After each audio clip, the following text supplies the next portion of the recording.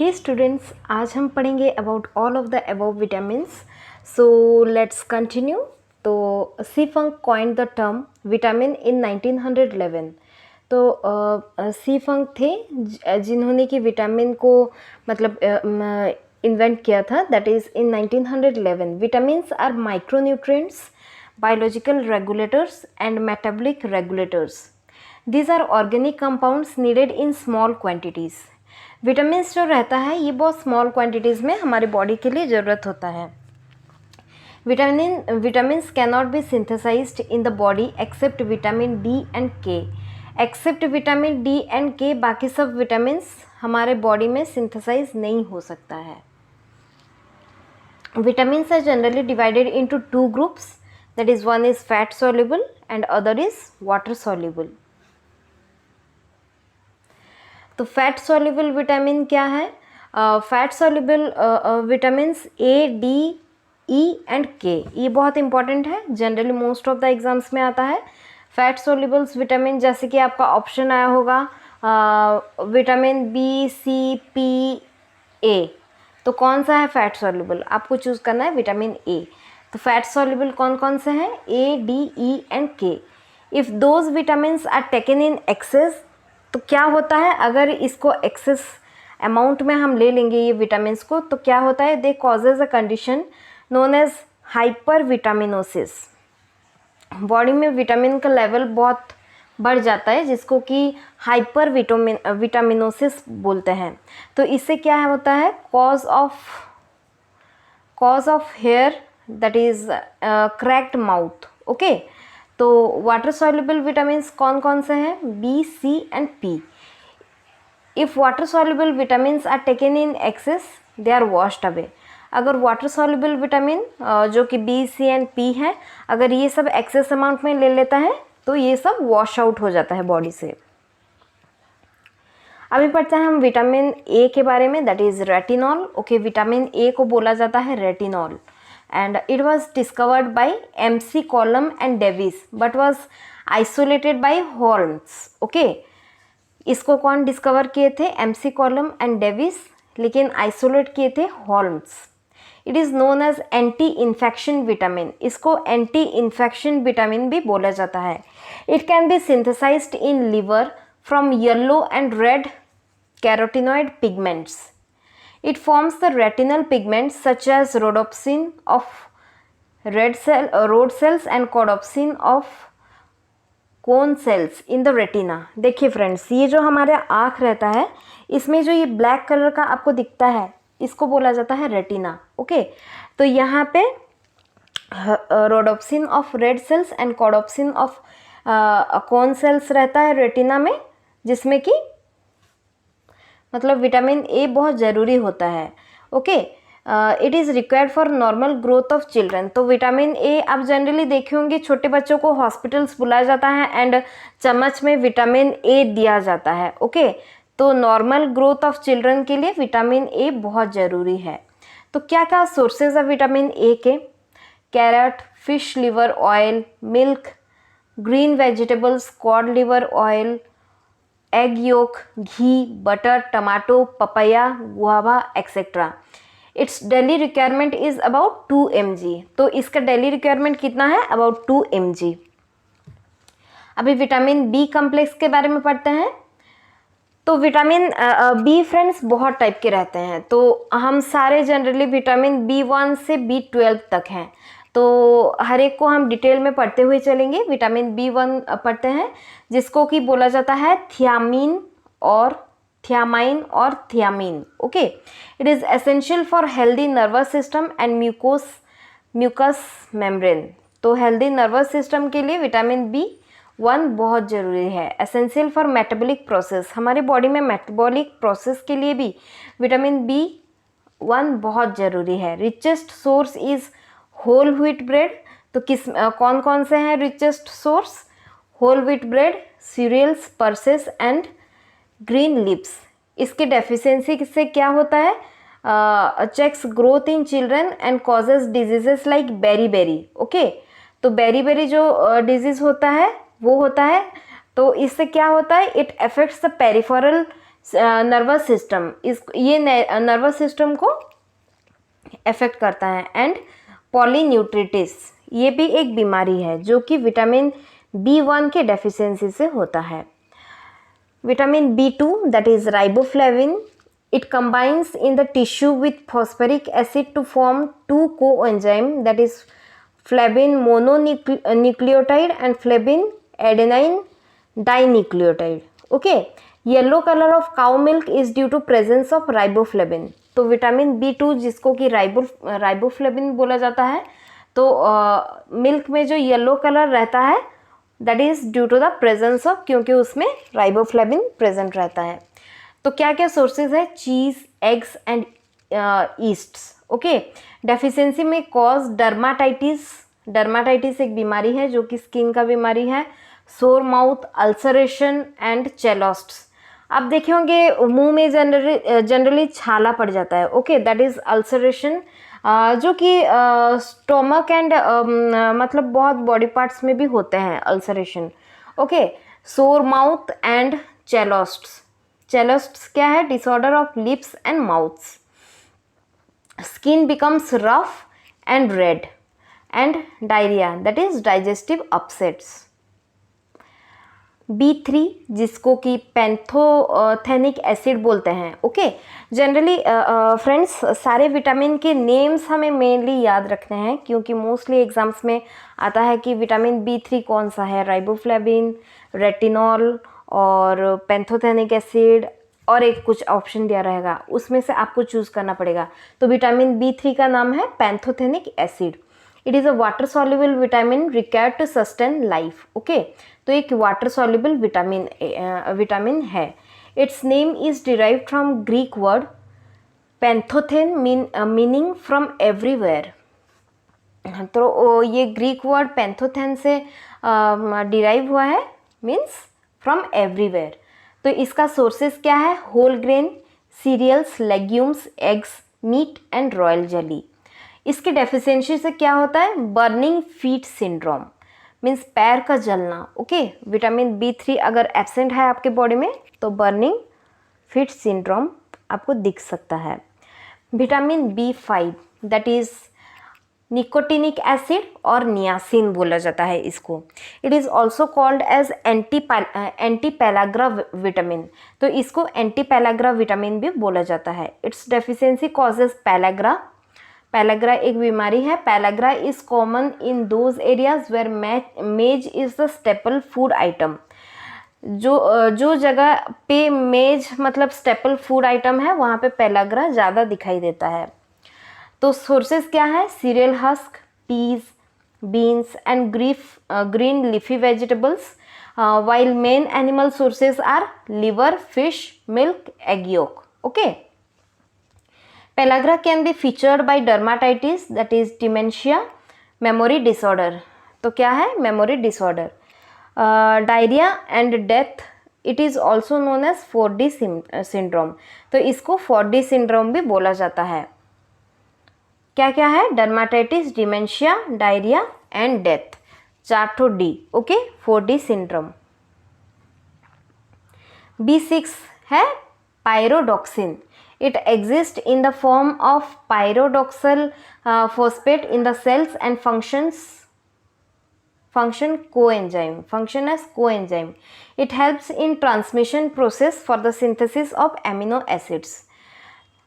It's deficiency causes dermatitis and anaemia. Anaemia जो कि खून का बीमारी है, इसके डेफिशिएंसी से डर्माटाइटिस एंड एनीमिया होता है।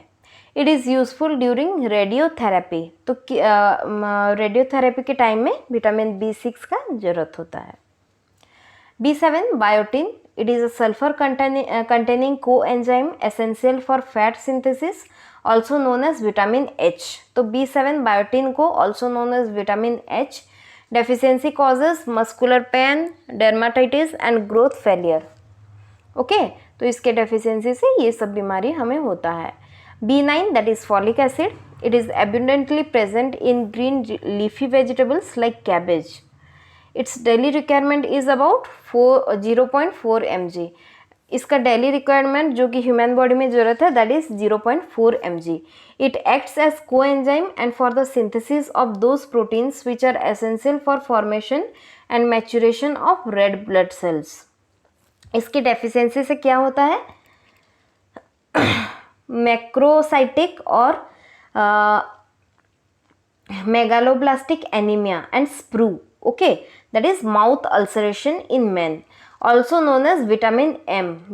विटामिन B9 को विटामिन एम भी बोला जाता है. तो विटामिन B12 जो है साइनोकोबालामाइन. Okay, it is a cobalt containing vitamin. तो ये ऐसा विटामिन है जिसमें कि कोबाल्ट रहता है. Found in meat, go liver and fish. It is the only vitamin not found in vegetables. Okay, ये एक ही ऐसे विटामिन है जो कि वेजिटेबल्स में प्रेजेंट नहीं है. It promotes DNA synthesis, maturation of RBC and myelin formation. Okay, तो डेफिशिएंसी, इसकी डेफिशिएंसी से क्या होता है, pernicious anaemia that is failure of RBC maturation and degeneration of spinal cord to ataxia leading paralysis. Okay, तो vitamin C के बारे में अभी पढ़ेंगे. दैट इज एस्कॉर्बिक एसिड भी बोला जाता है. This is the earliest known vitamin. Vitamin C is rapidly destroyed by heat and decreases with time. जैसे कि ज़्यादा हीट होने से विटामिन सी हमारे बॉडी से मतलब रैपिडली डेटोरिएट होने लगता है and decreases with time. It is absent in milk, egg and bread. Milk, egg and bread में विटामिन सी प्रेजेंट नहीं है. Vitamin D is generally excreted in urine. तो यूरिन के थ्रू ये जनरली निकल जाता है vitamin C. It promotes wound healing. It helps in absorption of iron and provide resistance of cold. आप जनरली फ्रेंड्स देखे होंगे कोरोना का टाइम में डॉक्टर विटामिन सी का टेबलेट हमें खाने के लिए बोल रहे थे क्योंकि it provides resistance of cold. ये हमें कोल्ड से बचाता है. Smokers and chronic alcoholics suffer from deficiency of this vitamin. तो स्मोकर्स एंड जो क्रोनिक एल्कोहल लेते हैं तो उनमें विटामिन सी एब्सेंट रहता है. Its deficiency causes scurvy. That is scurvy क्या है, spongy and bleeding gums. Okay, तो क्या क्या सोर्सेज है, साइट्रस फ्रूट्स जनरली जैसे लेमन, ऑरेंज, ये सब में प्रेजेंट रहता है. Specially almond, orange, lemon and green pepper. Okay, अभी पढ़ेंगे विटामिन डी के बारे में. That is calciferol. Vitamin D refers to a group of fat soluble hormones. The two major forms of which are vitamin D2. Vitamin D2 को क्या बोला जाता है, Ergo calciferol and vitamin D3 that is cholecalciferol. Okay, vitamin D regulates the calcium and phosphorus level in the blood by promoting their absorption from food in the intestine. Okay, तो इसका काम क्या है, it regulates calcium and phosphorus level in the blood. Blood में calcium and phosphorus level को maintain करता है. कैसे, बाय प्रोमोटिंग देयर एब्जॉर्प्शन.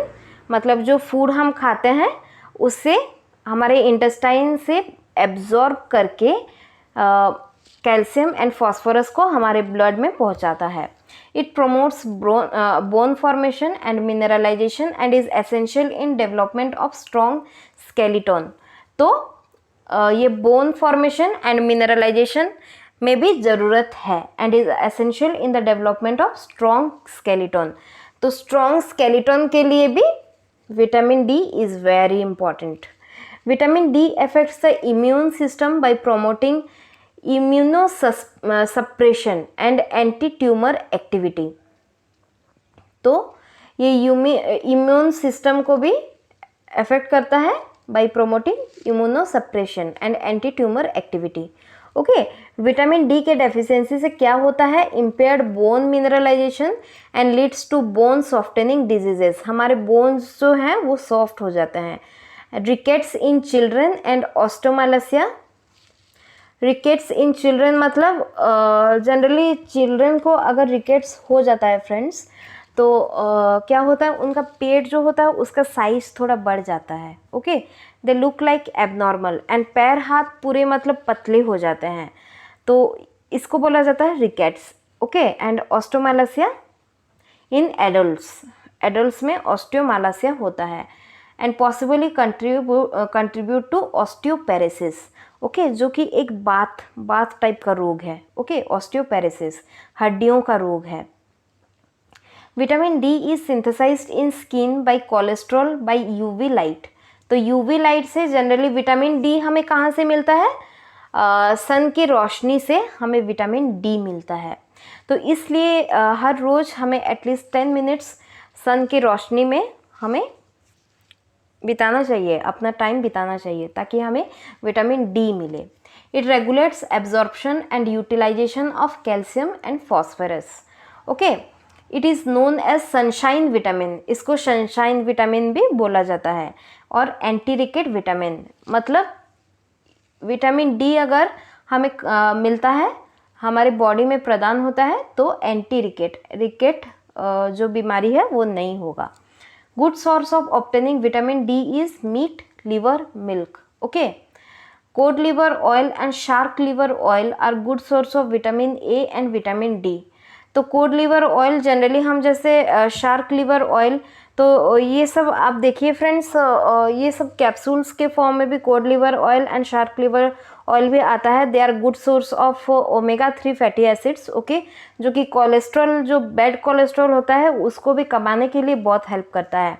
तो cod liver oil and shark liver oil में भी vitamin A and D present रहता है। विटामिन ई इसको बोला जाता है टोकोफेरॉल और टोकोट्रिएनॉल। ओके, इसको ब्यूटी विटामिन भी बोला जाता है। जनरली विटामिन ई को ब्यूटी विटामिन बोला जाता है। It is called anti sterility vitamin और beauty vitamin. Vitamin E removes scars and wrinkles of the skin. तो ये अगर विटामिन ई हम लेते हैं या लगाते हैं हमारे स्किन पे, तो हमारे जो स्किन का स्कार्स है और रिंकल्स है वो सबको हटाने में vitamin E is very helpful. Vitamin E deficiency diseases are sterility, importance and muscular atrophy. तो इसका डेफिशिएंसी से क्या होता है, मस्कुलर एट्रोफी एंड स्टेरिलिटी, जिसको कि इम्पोर्टेंस भी बोला जाता है। सोर्सेज, इसके सोर्सेज क्या है, wheat, animal food, vegetable, cotton seeds, oil, green leafy vegetables. Okay, it's daily requirement कितना है, 15 mg per day human body में इसका ज़रूरत है। विटामिन के दैट इज़ फाइलोक्विनोन और naphthoquinone. Okay, it is synthesised by bacteria in the colon. हमारे जो बॉडी में कोलोन रहता है, तो वहाँ पे ये बैक्टीरिया को मतलब सिंथेसाइज होता है। It is essential for blood clotting. जैसे कि हमारा कहीं पे अगर कट गया या तो एक्सीडेंट हो गया, तो ब्लड क्लोटिंग मतलब ब्लड को, ताकि हमारी बॉडी से वो मतलब डिस्चार्ज ना हो जाए, इसलिए ब्लड क्लोटिंग हो जाता है। एक जगह पे ब्लड को मतलब ब्लड डिपॉजिट हो जाता है, तो ब्लड क्लोटिंग के लिए भी विटामिन के बहुत ज़रूरी है। It is essential for synthesis of prothrombin in liver. It is commonly called anti haemorrhagic vitamin. Okay, तो इसको एंटी हेमोरेजिक विटामिन भी बोला जाता है। इसके डेफिशिएंसी से क्या होता है, इट कॉजेज अनकंट्रोल्ड ब्लीडिंग, मतलब ब्लीडिंग कंट्रोल ही नहीं होगा अगर विटामिन के आपके बॉडी में नहीं है। दैट इज़ नो कोगुलेशन और क्लोटिंग, ब्लड क्लोट नहीं होगा। सोर्सेज क्या क्या सोर्सेज हैं, green plants, green cabbage, cauliflower and spinach. It was discovered by Danish scientist Dam in 1935। तो विटामिन जनरली किसने इन्वेंशन किया था, सी फंक, जैसे कि मैंने आपको बताया, and vitamin K Danish scientist Dam in 1935। अभी पढ़ेंगे लास्ट विटामिन के बारे में, that is vitamin P, hesperidin. Okay, जिसको कि हेस्पेरिडिन बोला जाता है। It helps in maintaining normal capillary resistance. Deficiency causes internal bleeding, sources are green vegetables and citrus fruits. तो इसके डेफिशिएंसी से हमारे इंटरनल, हमारे बॉडी के अंदर ब्लीडिंग होने लगेगा। Okay, bleeding. तो इसके सोर्सेज क्या हैं? Green vegetables and citrus fruits. तो आज के लिए इतना ही friends. So thank you so much and please like, share and subscribe, क्योंकि आप सब मेरे बैक सपोर्ट हो एंड आप सबके लिए ही मैं वीडियो बना रही हूँ। आई होप मेरे वीडियोस आप तक पहुँच रहे हैं एंड बहुत प्रोडक्टिव है ये videos. And please like, share and subscribe कीजिए ताकि आपको और आपके फैमिली को कुछ वैल्यू पहुँचे मेरे वीडियोस से। And so thank you so very much and आज के लिए बाय बाय।